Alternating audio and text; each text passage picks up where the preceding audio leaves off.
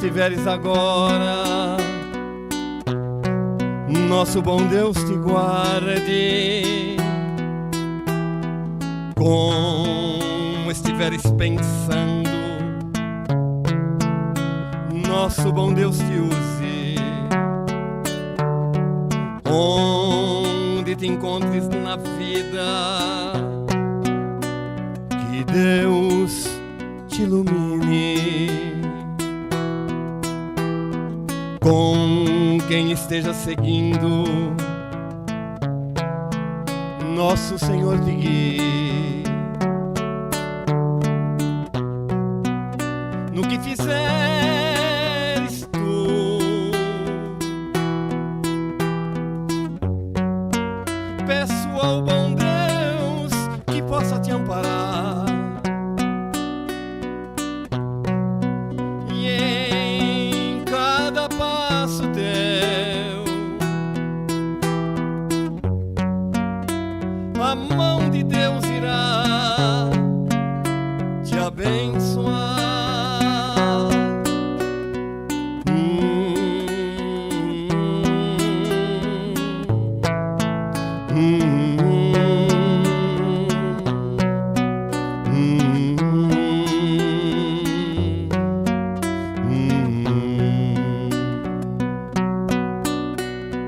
Como estiveres agora,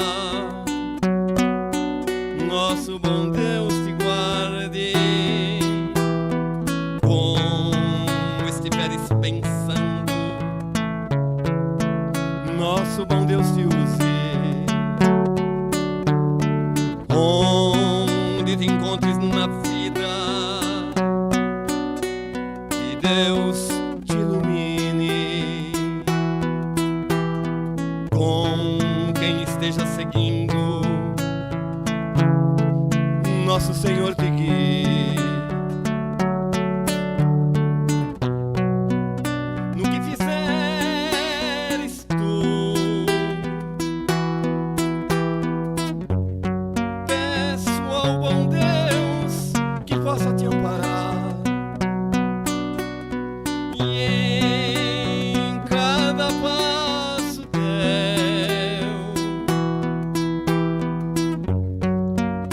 a mão de Deus irá te abençoar.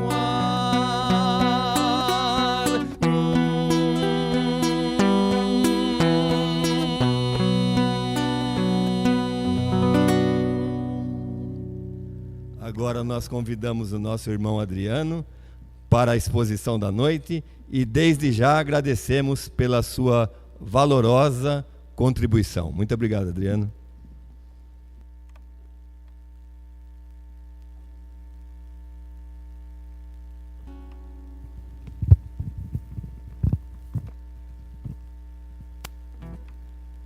Boa noite, meus queridos irmãos. Que a paz do Divino Mestre Jesus, essa paz que envolve os nossos corações nesses instantes, possa ser uma constante em nossas vidas, né? É com muita alegria que nós estamos novamente aqui no Portal da Luz para juntos compartilharmos alguns ensinos do Evangelho e hoje em particular, como não podia deixar de ser, amanhã é uma data festiva para a comunidade espírita, né? Amanhã nós comemoraremos 150 anos do nascimento desse grande apóstolo de Jesus também, esse bandeirante do Espiritismo, nosso querido irmão Caibar Schutel. Então, nós não poderíamos deixar de perder a oportunidade, né?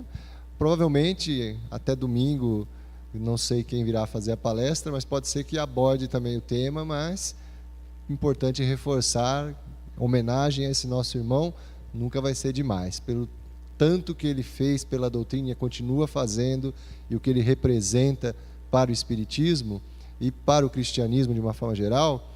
Então é mais do que merecida essa homenagem. E nós esperamos, de alguma forma, fazê-la bem feito, né? Porque uma das coisas mais gratificantes para nós que militamos na doutrina espírita é quando nós nos deparamos com esses personagens, né, esses benfeitores, esses missionários que entenderam o Evangelho de Jesus, compreenderam a missão que assumiram e vieram aqui e a fizeram de uma maneira irretocável. E é muito importante nós estudarmos um pouquinho da história desses irmãos por dois aspectos. Quando nós estudamos as biografias de grandes personagens para o mundo, de uma forma geral, cristão, nós às vezes nos deparamos com situações que nos deixam muito felizes. Por quê? Primeiro que eles não foram infalíveis, eles não eram perfeitos, eles também tinham muitos defeitos, vícios, e sempre faziam questão de apontar esses defeitos, de reconhecer que ainda não eram perfeitos. Então isso já nos estimula. Se eles também tinham defeitos, por que nós não teríamos, né? Mas o segundo aspecto, e sem dúvida o mais importante, é que, mesmo com esses defeitos, compreenderam o Evangelho e vivenciaram na plenitude esse Evangelho. E Karl Schutel é um exemplo desse que tinha sim as suas más inclinações, mas uma vez que reconheceu no Evangelho e em particular no Espiritismo a sua força motriz, aquilo que deveria nortear a sua conduta, ele não mais abriu mão disso e simplesmente converteu-se. Então hoje, nessa homenagem, nós vamos relembrar alguns aspectos da vida de Karl Schutel, da sua obra, curiosidades, que é bem gostoso de a gente relembrar, é engraçado em algumas questões, e isso nos faz aproximar ainda mais desse benfeitor, estar sempre com ele nas nossas preces, nos nossos pedidos, que com certeza nós seremos muito bem cuidados por esse nosso irmão. Bom, então para iniciar a nossa conversa, primeiramente, quando a gente fala Karl Schutel, o bandeirante do Espiritismo, essa alcunha, o bandeirante do Espiritismo, o bandeirante faz referência justamente àquele personagem histórico, né, que aquelas figuras das entradas e bandeiras, era a exploração do interior. E ele foi, sem dúvida nenhuma, o pioneiro nessa divulgação e no crescimento do Espiritismo no interior do Brasil, em particular no interior do estado de São Paulo, né? Então, ele ficou com essa alcunha do bandeirante do Espiritismo. Bom, alguns dados rapidamente, nós vamos passar uns dados históricos, que é sempre importante a gente saber. O nome completo dele, Caibar de Souza Schutel, 22 de setembro de 1868, então amanhã, 150 anos do Sesc Centenário do seu nascimento. Nasceu em São Sebastião do Rio de Janeiro, filho de Antero de Souza Schutel e Rita Tavares Schutel. Ele também teve um irmão de nome Antero, mas esse irmão faleceu aos 4 anos de idade e ele não teve oportunidade de conviver. Um fato histórico que estava ocorrendo na época do seu nascimento marcante, a Guerra do Paraguai. Tá? Bom, alguns agora acontecimentos da vida de Karl Schutel, para a gente poder dimensionar o poder de transformação, e quando nós temos força de vontade, não são quaisquer obstáculos que se opõem no nosso caminho e a gente é capaz de transpor. A história dele, desde pequenininho, já se mostrou com uma série de desafios, né? Olha, ele tornou-se órfão muito cedo, né? Aos 10 anos ele já tinha perdido o pai, que faleceu aos 33 anos. O senhor Antero, ele era uma pessoa de bom coração, era uma pessoa boa, mas era uma pessoa que tinha muitos vícios. E dentre eles, ele era boêmio, ele gostava de eventos noturnos, jogatina, e ele acabou perdendo. Ele era um comerciante muito bem sucedido lá no Rio de Janeiro, no comércio de imóveis, tudo, mas infelizmente essa sua conduta, essa vida um tanto quanto desregrada, acabou por, de alguma forma, antecipando a partida desse nosso irmão, né? Então, aos 33 anos ele desencarnou, e no mesmo ano ele também perdeu a mãe, que tinha acabado de dar à luz ao seu irmãozinho Antero, e teve um sintoma lá da febre puerperal, e também veio a falecer. Então ele ficou órfão aos 10 anos de pai e mãe, e foi morar com o seu avô, Henrique Schutel. O avô tinha boas condições econômicas, morais, era rígido, rigoroso na educação. Então, teoricamente, ele não ficou desamparado no que diz respeito a questões materiais. Mas, convenhamos, né, a perda do pai, da mãe e depois do irmão, antes disso, né, o irmão já tinha morrido com 4 anos, então isso deixou uma série de traumas para esse nosso irmão. O senhor Henrique, bem rigoroso, bem rígido no processo de educação, principalmente, ele não teve dúvida, assim que o Caibar atingiu a idade escolar, matriculou no Colégio Imperial Dom Pedro II, um dos mais tradicionais do Rio de Janeiro, rígido, extremamente rígido no sistema educacional. Por conta dessa rigidez, o nosso querido irmão, ele não se adaptou muito bem a essa escola. Ele não se adaptou, de tal sorte que ele resolveu abandonar os estudos e se dedicar a uma profissão. Ele se empregou nessa farmácia na Rua 1º de Março como um aprendiz. E rapidamente ele aprendeu esse ofício de manipulador de medicamentos, né? E se deu muito bem. Ele começou a trabalhar, ficou muito bem conceituado pelo patrão, que gostava muito do trabalho desse nosso irmão. Porém, o que começou a acontecer? Então ele já agora com o seu trabalhinho, ganhando o seu dinheirinho, aquelas tendências que ele chegou a presenciar, mesmo que por pouco tempo, do seu pai, né? O boêmio, a vida noturna, ele também acabou se entregando a esse tipo de comportamento. De tal sorte que ele saía do serviço lá para as 18, 19 horas da farmácia, ele já ia lá para a praia, ia para as agremiações, ele fazia parte de um clube lá de folia carnavalesca, chamado Clube dos Tenentes do Diabo. Olha só para vocês terem uma ideia, né?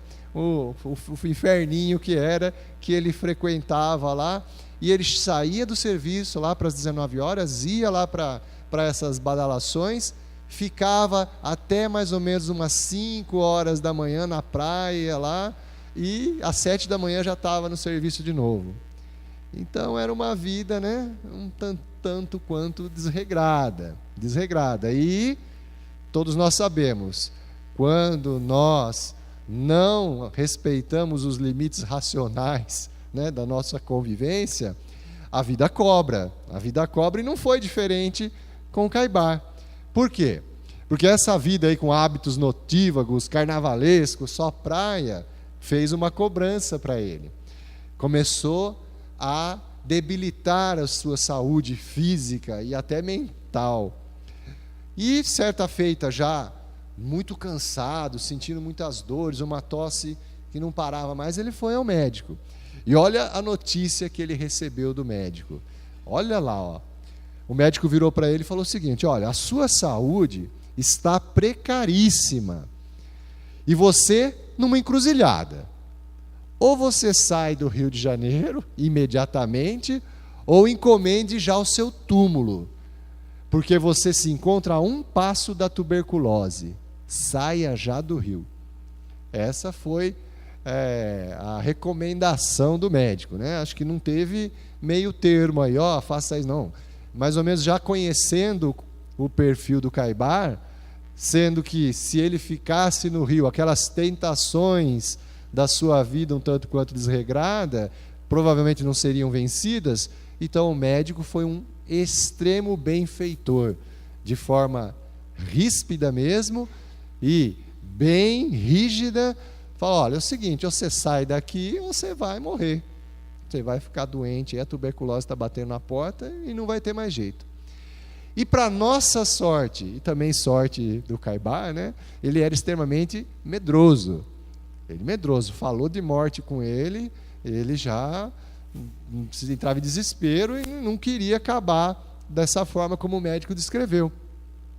E aí começamos a investigar que, lembra todo mundo que fala, né? Às vezes o mal é necessário, né? Às vezes é interessante que aconteça o mal para que dele surja o bem. Às vezes aqueles acontecimentos que se apresentam na nossa vida, que a gente fica às vezes discutindo, a gente não sabe do que se trata, mas por que comigo aconteceu isso? Por que isso? Por que? Os famosos porquês. Não foi diferente com Caibar. Ao receber essa notícia, ele ficou com muito medo do que poderia acontecer com ele, ele não titubeou. Então, essas coincidências, né, que não acontecem, ele simplesmente foi à estação férrea lá no Rio de Janeiro, tinha que sair do Rio.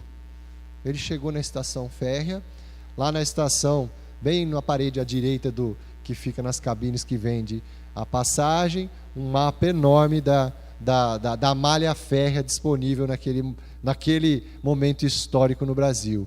Ele parou, olhou para aquele mapa e viu qual que era o ponto mais extremo da linha. Ele olhou o mapa, bateu o olho e viu o final da linha. Araraquara. É para lá que eu vou. É para lá que eu vou. Araraquara. Não titubeou. Montou no trem e veio para Araraquara. Desígnios, né? Os desígnios. Ele atendeu a advertência, olhou para o mapa. O que será que fez puxar o olhinho para aquele lado? Gostou do Araraquara? Resolveu embarcar e aqui desembarcou, né? Chegou em Araraquara, veio sem nada. Qual a primeira coisa que ele questionou? Assim que ele desembarcou, ele perguntou onde é que ficava a melhor farmácia da cidade, porque era a coisa que ele sabia fazer bem feito, manipular medicamento. E de pronto responderam, é a farmácia do seu Moura. Fica lá na Rua do Comércio, esquina com a Avenida São Paulo. Alguém lembra dessa farmácia aí? Do senhor João Batista Raia? Né? Eu lembro que numa vez que eu fiz essa palestra em homenagem, um senhorzinho lá falou, meu pai meu pai e eu fomos muitas vezes nessa farmácia, né? Eu acho que eu fui também, viu? Eu também fui. Também. E, óbvio, é assim que ele fez a entrevista lá e foi feito todos os testes, ele se desincumbiu da sua missão facinho e foi rapidamente contratado, desempenhou a sua função, caiu no gosto também do senhor João Batista Raia. Mas, olha lá, vamos dar mais um alerta dos vícios, dos nossos ainda escolhos, obstáculos, né, que nos impedem de dar um passo à frente. Não era diferente com ele naquela época também. Passados esses 2 anos desse trabalho lá, uma vez ele recebeu uma advertência do senhor Raia lá, porque o senhor Raia achou que ele tinha feito algo equivocado. Para quê? Melindrou-se. Ele ficou melindrado, não aceitou, achou injusta aquela advertência, pediu demissão. Não quis nem saber. Após 2 anos, achou injusto, ela pediu demissão e foi puxar uma carretinha de distribuição de frutas e verduras. Ele ficava vendendo, distribuindo na rua e passava em frente da farmácia, puxando a carrocinha e não dava o braço a torcer. Ele sabia que o senhor João elogiava o serviço dele para todo mundo que ia na farmácia. Mas ele não passava a mão, não. Olha, é uma excelente criatura, um profissional magnífico, o melhor ajudante que eu já tive aqui, honestíssimo, mas orgulhoso, sensível, né? Não aceita, né? Aí ele não quis saber. Mesmo sabendo que ele fazia esse elogio, então, se ele vestisse as sandálias da humildade, era óbvio que se ele voltasse lá e pedisse desculpa, ele teria o seu emprego de volta. Mas não. Vestiu-se do orgulho, não deu o braço a torcer, continuou puxando a sua carriolinha vendendo frutas e legumes que ele pegava lá no Ceagesp, e fez as suas peregrinações pela região. Não voltou lá para a farmácia. Ele saiu de Araraquara, passou por Piracicaba, aí arranjou um emprego lá em Piracicaba na farmácia Neves, que muito provavelmente, essa farmácia Neves, que era de propriedade do Samuel Castro Neves, esse Samuel era irmão do Oséias Castro Neves, que foi um também dos pioneiros do espiritismo no interior do estado de São Paulo.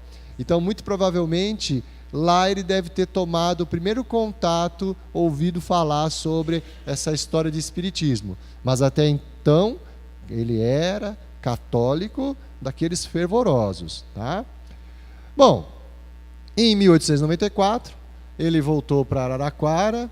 Em 95, passou um pouquinho por Itápolis, mas fazendo essas distribuições de frutas, às vezes pegava um biquinho em alguma farmácia, mas não deu o braço a torcer. Aí, obviamente, chegamos à terra que ele efetivamente adotou como a sua nova morada. Eis que em 1896, então um ano depois que ele saiu lá de Itápolis, ele desembarcou em Vila do Senhor Bom Jesus das Palmeiras do Matão. Vocês sabiam que era esse o nome lá, né? Vila do Senhor Bom Jesus das Palmeiras de Matão. E lá ele fincou residência e sentiu que ali era o seu lugar. E o que ele sabia fazer? Manipular, aviar receitas, manipular medicamentos. Então não deu outra. O que ele juntou, o dinheirinho que ele tinha, a primeira providência que ele fez foi montar a sua farmácia. Ficou lá na Rua do Comércio, no bairro da Pedreira, e o ponto de referência era a barbearia do Juca, o Juca Barbeiro. Então a referência lá, enquanto ele não pegou nome na cidade, a referência, tem uma farmácia lá em frente à barbearia do Juca. Aí depois inverteu. Aí falou, é a barbearia em frente à farmácia do seu Schutel, né? Aí foi invertendo a referência. E lá, nessa farmacinha, ele começa a desenvolver o seu trabalho como farmacêutico. E ele era, como já dissemos, um profissional muito bom, e ele ficou conhecido porque ele atendia muito bem a população. E assim como você tem nas pequenas comunidades aquelas figuras marcantes, elas se destacam, né? Então geralmente você tem um padre, você tem um médico, um advogado, que são aqueles que de certa forma conduzem aquelas vilas, as pequenas comunidades no seu progresso político, social, cultural. E não foi diferente com Karl Barschutel, porque ele começou a se destacar tanto, ele ficou tão conhecido na cidade, ele começou a se envolver também com a política, porque ele se interessava não só pelo desenvolvimento do povo, da saúde daquele povo, mas também pelo desenvolvimento de Matão. Tanto é que o cenário político lá tem a figura de Karl Barschutel como destaque, porque ele foi o primeiro intendente, que era o equivalente ao prefeito de hoje, que era indicado pelo imperador, né, pelo governante geral do Brasil, que ele fazia as indicações, e Karl Barschutel foi o primeiro intendente de Matão. Bom, e ele foi muito feliz também nessa sua empreitada política, né? Que é bom que se diga isso também no momento que nós estamos vivendo, né, de escolhas políticas. Ele foi um exemplo de um político que honrou essa profissão.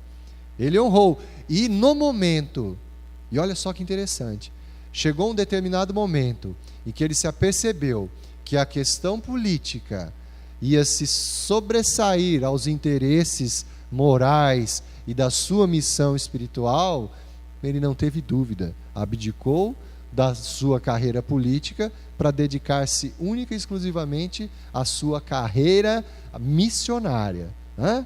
Então, há sim jeito de trabalhar bem na política. Bom, na passagem que ele teve por Itápolis, ele chegou a conhecer, teve um romance com uma senhora lá, mas foi em Araraquara que ele conheceu a esposa dele, que era de Itápolis. E nós temos uma história muito bonita aqui, muito bonita. Por quê? A senhora Maria Elvira de Silva e Lima, ela era moradora de Itápolis. E naquela época, ela foi vítima de um sedutor, de um caixeiro viajante lá, que por lá passou e fez promessas e mais promessas. e acabou abandonando. E naquela época, né, imagina aquela assim, a senhorita que foi iludida e abandonada, o preconceito que havia sobre aquela irmã era enorme, a família rejeitou. E essa rejeição foi tão grande que ela teve que sair de Itápolis e veio para Araraquara. E quando eles se conheceram aqui, Caibar se apaixonou, conheceu a história dela. Mesmo assim, o seu amor tão grande, isso não o incomodou de forma alguma. E eles moraram juntos, ficaram juntos e resolveram oficializar a sua união civil. E o que Caibar Schutel fez? Ele fez questão de que essa união fosse efetivada lá em Itápolis. Ele foi para Itápolis para oficializar a união com a sua querida Maria Elvira, para mostrar para toda aquela população que o amor supera qualquer tipo de preconceito, né? Que eles estavam equivocados e eles foram muito, muito, muito felizes enquanto estiveram encarnados, e com certeza desencarnados desenvolveram um trabalho muito bom também juntos. Bom, como dissemos, ele era um católico fervoroso, então ele já tinha fundado a farmacinha lá na cidade, mas ele também sentiu a necessidade de, olha, eu sou um católico, a maioria do pessoal aqui também é católico, e não temos uma igreja aqui, né? Também, empreendedor como era, não pensou duas vezes. Ele, em companhia desse seu amigo Calixto Prado aqui, de outros habitantes lá que também comungaram com o mesmo ideal, eles fundaram lá uma pequena igreja que denominaram Capela Bom Jesus de Matão. E o detalhe, ele era tão fervoroso e ele era extremamente supersticioso e era muito acostumado a fazer promessas. Quando a Maria Elvira foi acometida de uma doença lá que até num primeiro momento achava-se que era hanseníase, mas depois descobriu-se que era uma doença autoimune, lúpus, ele fez promessa para Nossa Senhora Aparecida, fez uma peregrinação até Aparecida. Uma vez que ele quebrou a perna também, que ficou ruim para dedéu, ele falou que se sarasse também ia para Aparecida, foi. Ele era devoto e cumpria com todas as suas promessas, certo? Bom, mas aí começaram a acontecer algumas coisas. Não foi diferente com Kardec, não foi diferente com Bezerra e outros inúmeros lá. Alguns fenômenos acometeram esse nosso irmão que começou a deixar ele confuso. Principalmente durante o sono, ele tinha absoluta certeza que os seus pais falecidos vinham ao encontro dele, conversar com ele, chamava ele, conversava, e ele tinha plena convicção que era um encontro real, e aquilo atormentava ele, atormentava ao ponto de que ele sabia que tanto o Calixto Prado, que ajudou ele a construir a capela, como esse outro amigo, Quintiliano Alves, eles já em outras oportunidades tiveram contato com o Espiritismo e faziam reuniões mediúnicas na sua casa, né, a do Calixto. Então, eles sabendo que eles tinham esse contato com o Espiritismo, essas coisas que ele chamava de fantasma, do além, ele questionou: está acontecendo isso, eu estou tendo essas visões, o que é isso? Ele falou: deixa isso para lá, a gente não mexe mais com essas coisas não. O Calixto falou para ele: a gente não mexe com isso aqui. Uma vez nós estávamos fazendo uma sessão lá, começou a estralar um monte de coisa lá, fazer uns barulhos esquisitos, ficamos tudo com medo, não mexemos mais com isso não, tá?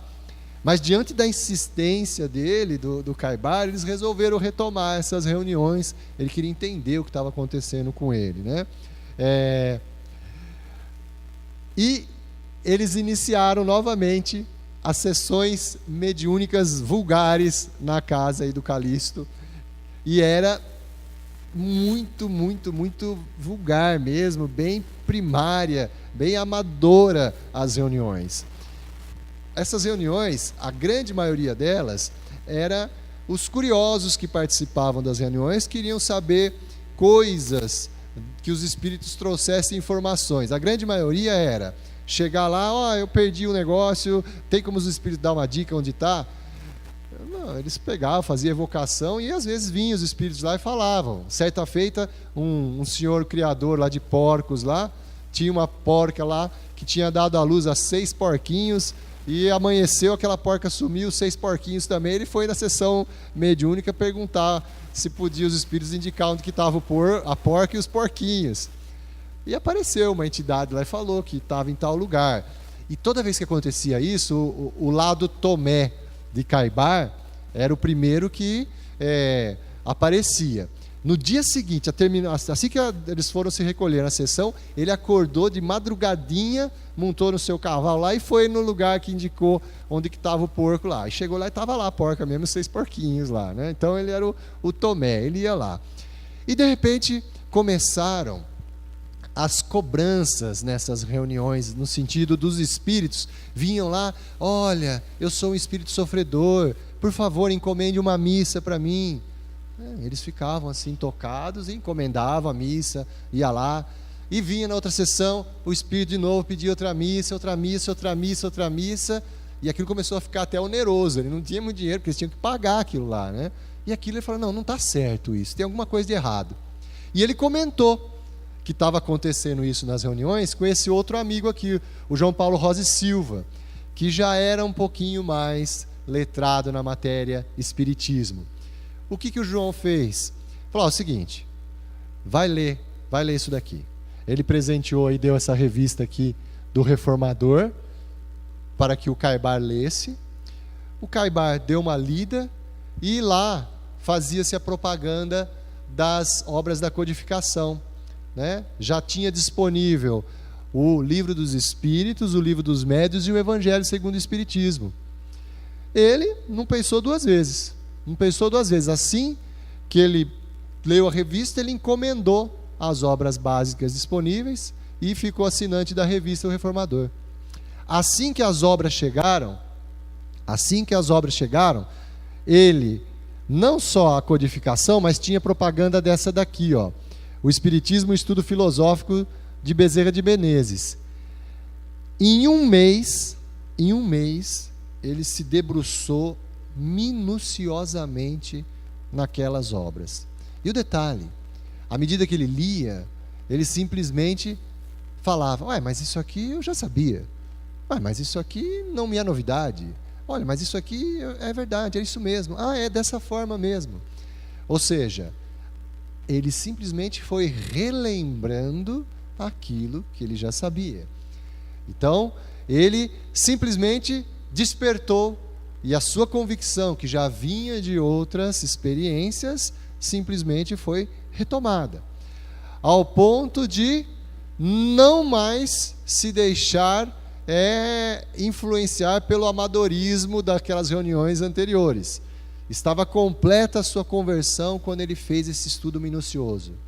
Tanto é que na próxima reunião que teve, o mesmo espírito lá chegou, olha, eu estou precisando de mais uma missa. Ele, pode parar, você não está precisando de missa coisa nenhuma, você está precisando de oração, você que tem que orar, e deu o maior sermão, um sabão no espírito lá, né?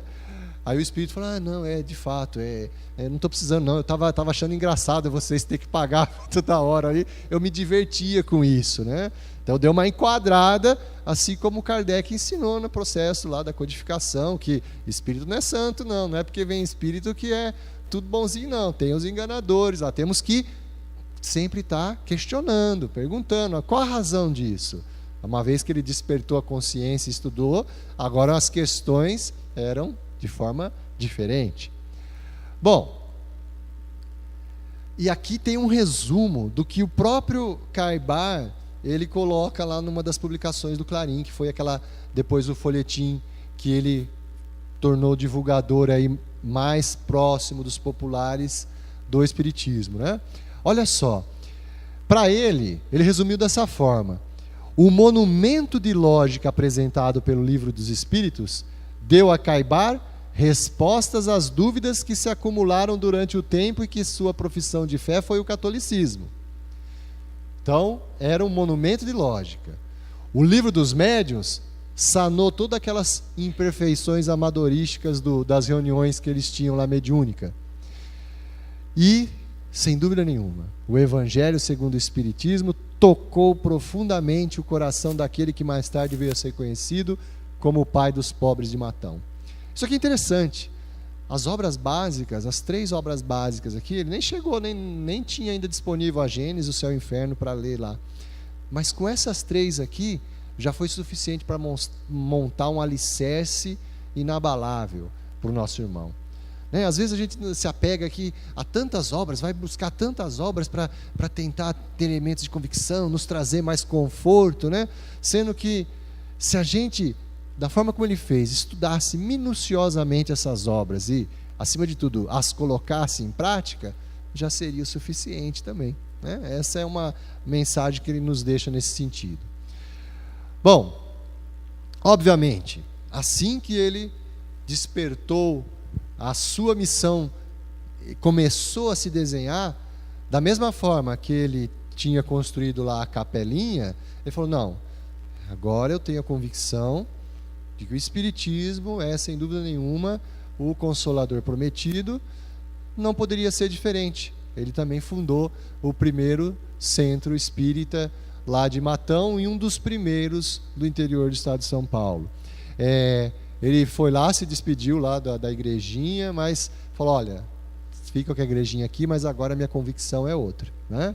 E ele fundou lá, começou na sala da casa dele mesmo, o Centro Espírita Amantes da Pobreza, né? Um dos primeiros, se não o primeiro do interior do estado de São Paulo. E lá ele começou os seus trabalhos, né? Começou os seus trabalhos, muitos trabalhos, e obviamente que isso causava um desconforto muito grande na comunidade católica da região. Ele já tinha tido um conflito, mais ou menos, com o dirigente da paróquia daqui de Araraquara, que sempre ia para Matão para cuidar dos assuntos lá da igreja, que era o Padre Antônio Cesarino, né? Que dá nome, inclusive, a uma avenida importante aqui de Araraquara. Era ríspido, ele era bem assim rígido nas suas convicções e não admitia esse negócio de espiritismo, não. E ele era tão temido que era um padre que andava na condução quando ele ia para Matão e voltava para cá, ele levava consigo uma carabina, né? Era um padre que estava bem armado com a Bíblia e com outras coisinhas a mais, né? Então, uma vez, quando ele descobriu que o Caibar tinha deixado a igreja e se debandado para o espiritismo, ele não admitiu e foi tirar satisfação. Aí todo mundo ficou preocupado. Ixi, vai dar chabu isso aqui, porque o Caibar também era meio pavio curto, né? Mas a providência divina foi tão feliz que na viagem que ele fez para Matão, para ir lá conversar com o Caibar, ele acabou no meio da viagem se machucando. Então ele foi atrás do Caibar para pedir para fazer um curativo. Não deu para pedir outra coisa. E acabou conversando, se entenderam, não aceitou, mas respeitou a decisão do Caibar, continuaram amigos. Ele pediu, né, afastamento da paróquia de Araraquara, mas aí veio esse outro cidadão aqui, ó, o João Batista Vanesse. Esse daqui deu trabalho, ele queria de qualquer forma acabar com o movimento espírita lá em Matão, a ponto de chegar a combinar com os párocos lá e com todos os seus pupilos uma procissão para invadir o Centro Espírita Amantes da Pobreza e botar ele para o chão. O delegado da cidade, à época, tomou conhecimento desse fato. E ele prezava muito a figura de Caibar, apesar de ser católico, de seguir aí o João lá, ele ficou assim meio também com temor do que fosse acontecer nisso. Daí ele foi lá e avisou o Caibar, ó, então aí tem rumores que vai acontecer isso. E o Caibar falou, olha, que venha, pode vir, mas tem um detalhe, o senhor é autoridade, o senhor está me falando isso, o senhor está a tomar suas providências, porque o senhor como delegado aqui tem que tomar as providências. E já mandou, não só deu essa intimada no delegado, como também mandou um telégrafo para o secretário de segurança, que ele tinha, né? Ele foi intendente, ele tinha lá os contatos políticos, mandou para todo mundo lá, mas não quis saber. À noite abriu o centro como de costume, só teve uma cautela. Naquele dia ele pediu para as mulheres e crianças não comparecerem ao centro. Foi lá e abriu. E a procissão começou a se montar na frente da igreja, aquela multidão, fazendo aquela algazarra ao comando do padre, e foram lá com tocha, com um monte de coisa, para cima do centro. E lá na trajetória, no meio do caminho, lá se aproximando, a multidão parada lá, o padre exaltando, querendo deixar mais nervosa a multidão, eles pararam bem ao lado da casa desse advogado aqui, Abel Fortes. E olha só como são as coisas, né? Nesse mesmo dia, a esposa de Abel Fortes tinha dado à luz ao filho deles. E foi um parto muito difícil. Ela estava convalescente na cama lá, não podia ter nenhum desconforto. E aquela algazarra parou bem do lado da casa dele. Ele subiu o muro da casa, mas deu um sarrafo no padre e falou o seguinte, porque ele era esse advogado aqui era um chefe político assim dos mais temidos lá, ele tinha muita influência, muito poder, e ele chegou a um ponto lá, além de dar uma ensaboada lá no padre, mandar fazer silêncio, falou, eu tenho um detalhe, eu não sei o que é esse negócio de espiritismo, eu não tenho procuração do seu Schutel aqui comigo, mas é o seguinte, ele está amparado pela Constituição, ele tem o direito de professar a fé dele, e se vocês fizerem alguma coisa aqui, quem vai defendê-lo sou eu. Não deu outra, a população saiu tudo correndo, foi embora, o padre saiu correndo e roscou a batina no arame farpado, quase saiu sem a batina e dispersou. A reunião transcorreu tranquilamente, ninguém entendeu porque a procissão não chegou, terminou, foi todo mundo embora, mas no dia seguinte aconteceu um fato muito interessante. Após a reunião, um dos mentores da casa deu a seguinte comunicação endereçada ao Caibar por conta desse fato que tinha ocorrido. Olha o que ele falou para o Caibar: Schutel, então que belo cristão você está pretendendo ser. Você confiou em uma carabina e 2 revólveres e se esqueceu de confiar em nós aqui do outro lado, que estávamos dando toda a cobertura e proteção a você? Aonde está a sua fé? Quando é que você vai aprender a confiar em seus guardiões? Ele não tinha dito a ninguém, mas atrás da mesinha ele colocou 2 revólveres e uma carabina que se o padre chegasse lá, ele ia revidar. Aí assim que ele tomou essa chamada do guardião, ele entrou em pranto, chorou copiosamente, pediu 1000 perdões, desfez-se de todas as armas que ele tinha e nunca mais quis pensar na matéria de se defender através da violência, né? Bom, eu vou dar uma aceleradinha, senão não vai dar tempo de a gente ver tudo, mas continuou o seu trabalho de divulgação. Em 1905, como estava havendo essa perseguição muito grande da igreja sobre o movimento espírita, eles falaram, vamos revidar, mas revidar com inteligência. E eles resolveram criar um periódico, um folhetim para divulgar o espiritismo. E aí um dos amigos lá deu o nome, já que não é para revidar, para pôr a boca no trombone, então vamos dar o nome de Clarim, né, para que ele fazer aquele som bem alto mesmo, né? E gostaram da ideia e batizaram de Clarim, a primeira oficina aqui de publicação do periódico, né? Bom, se por um lado ele ficou conhecido por nós aqui como bandeirante do espiritismo, pelo seu trabalho da divulgação, o Clarim, depois a gente já vai ver já a Revista Internacional do Espiritismo, mas para Matão, além de tudo isso, ele, como dissemos, é o pai dos pobres. Por quê? Porque ele não só ficava lá na divulgação, no trabalho na casa espírita, ele era a caridade em pessoa.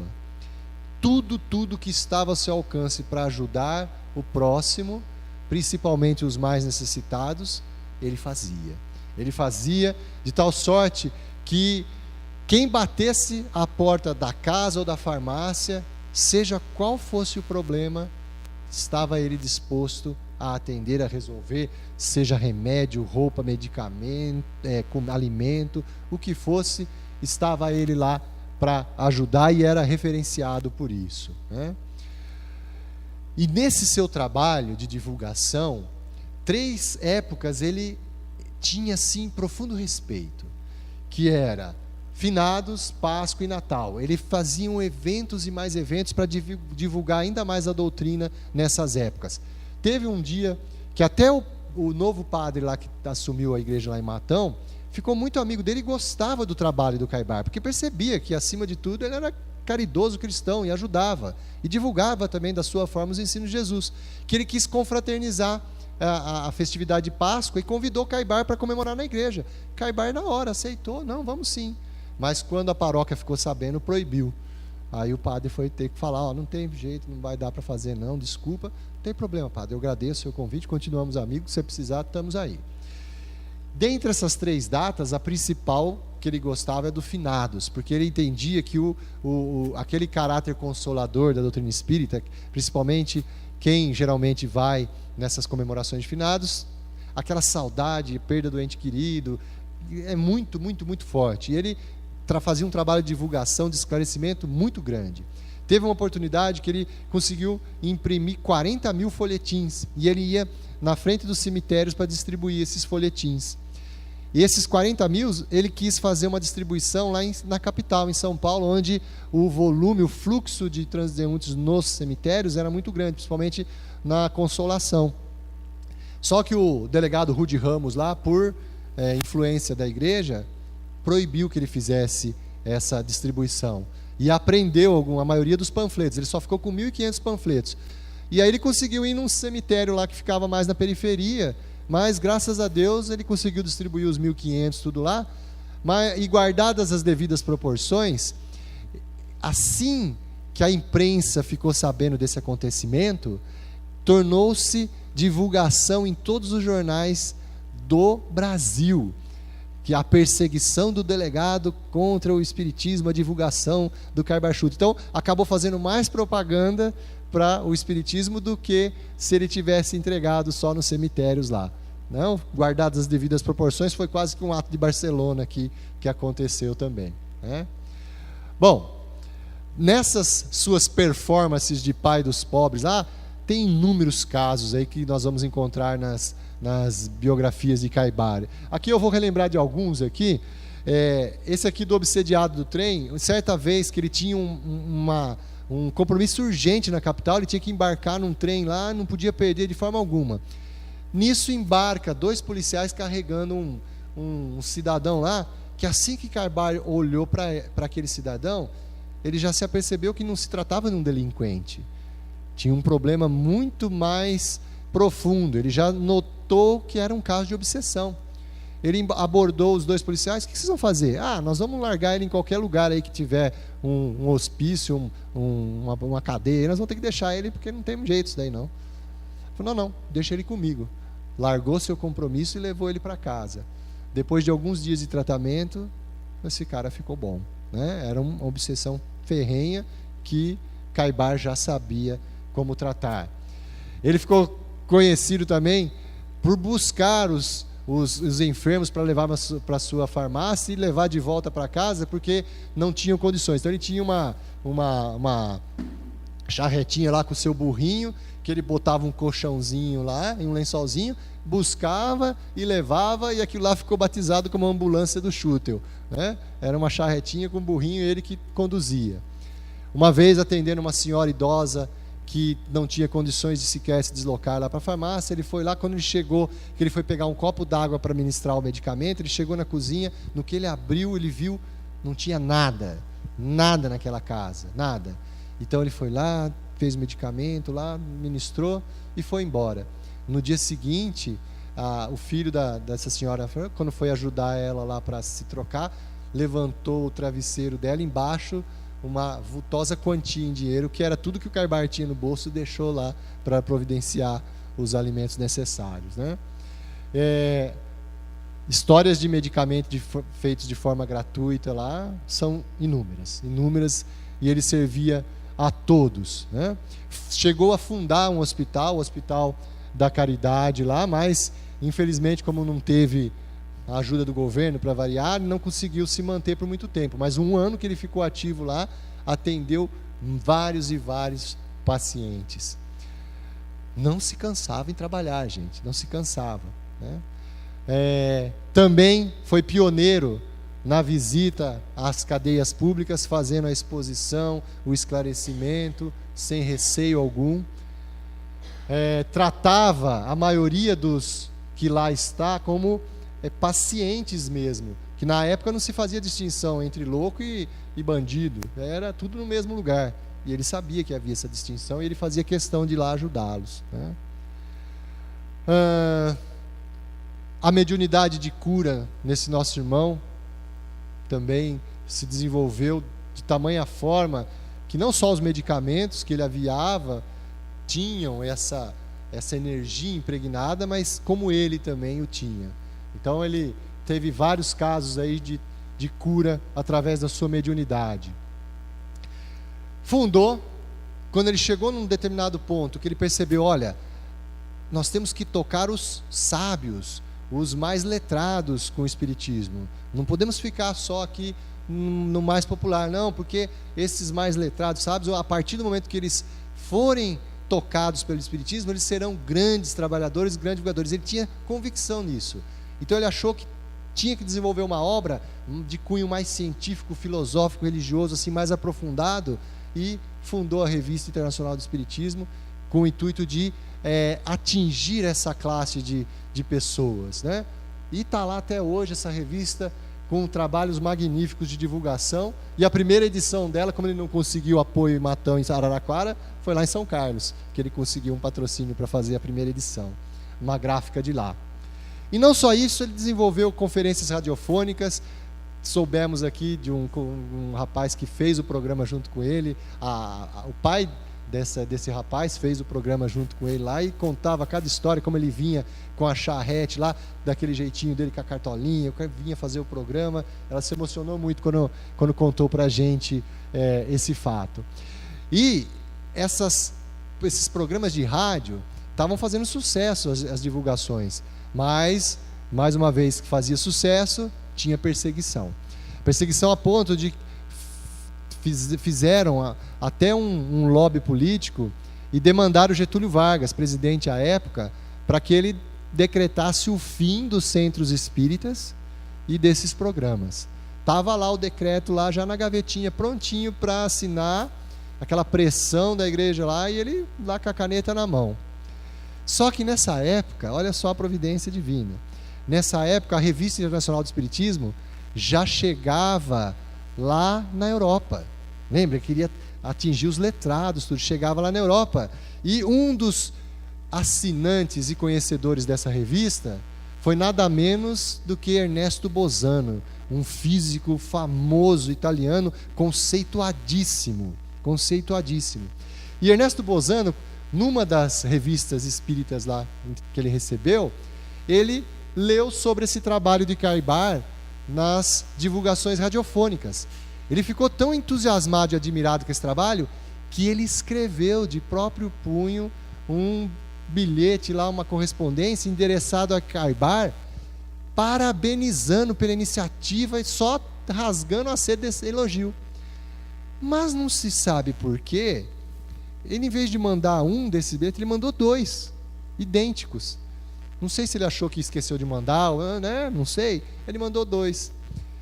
Caibar Chútil, a hora que pegou aqueles bilhetes na mão, não teve dúvida. Guardou um para si e o outro ele mandou para Getúlio Vargas com alguns dizeres.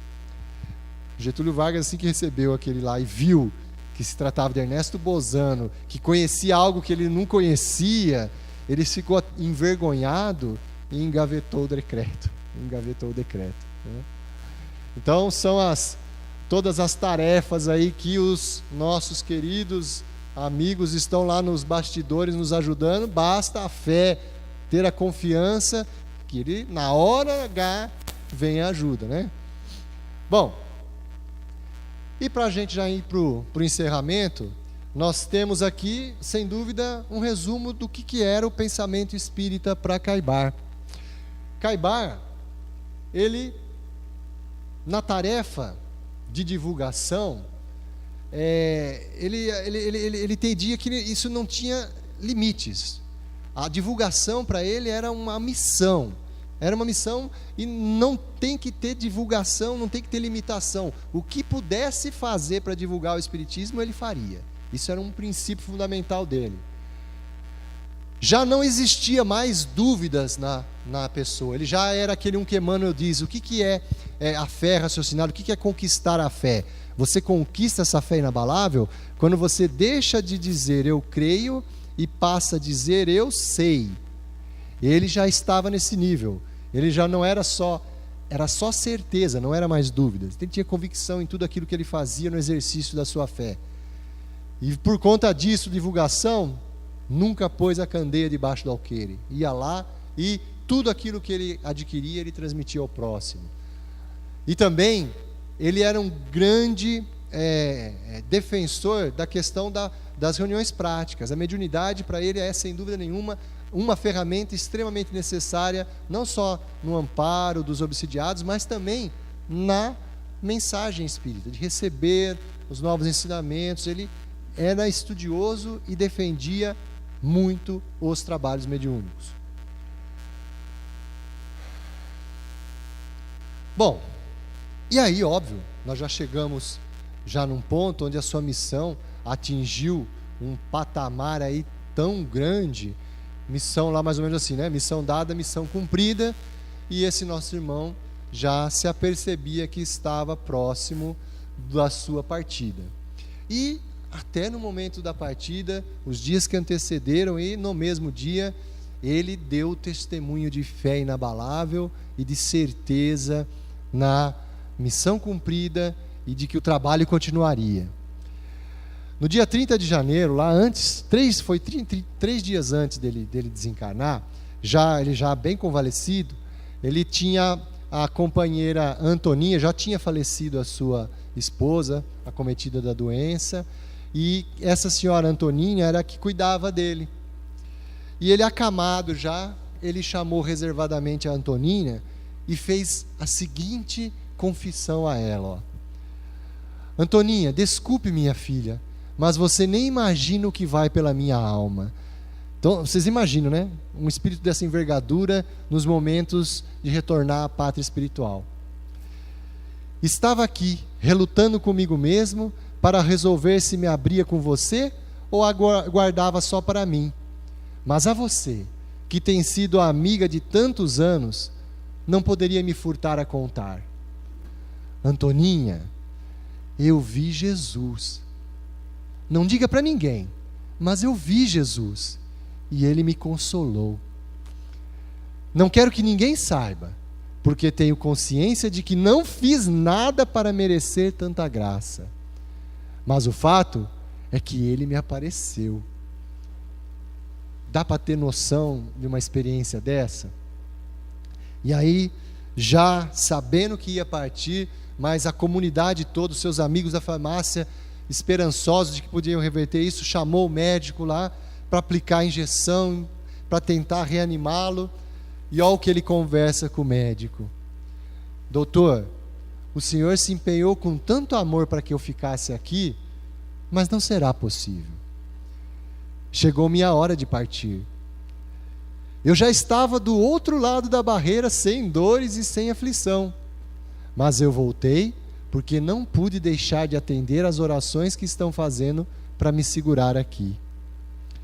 O Senhor pode fazer a injeção, mas quero que todos saibam que, como espíritas, será necessário que deem o testemunho do que têm pregado a vida inteira. A morte é uma libertação, por isso não devemos temê-la ou lamentá-la. Né? A lição no derradeiro momento. E aí, meus irmãos, veio a desencarnar e foi feito o velório lá na farmácia. A população em prantos, chorando, só dizendo: o nosso pai morreu, o que será de nós? Pranto na população, pranto entre os amigos da farmácia. E no meio do velório, uma criancinha lá de 4, 5 anos começou a chorar, a dar um trabalhão. E o farmacêutico, o seu João, amigo de Carbar, que tomava conta da farmácia, foi lá acudir a menininha, que não parava de chorar.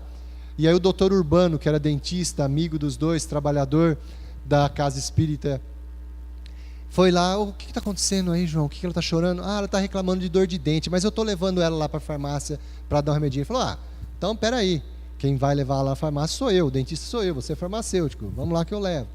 Aí foram os dois para lá para a farmácia. Enquanto o senhor Urbano estava olhando o dentinho da menina lá, já tinha terminado o atendimento, dada a medicação, o João foi lavar a mão, deixou o Urbano sozinho.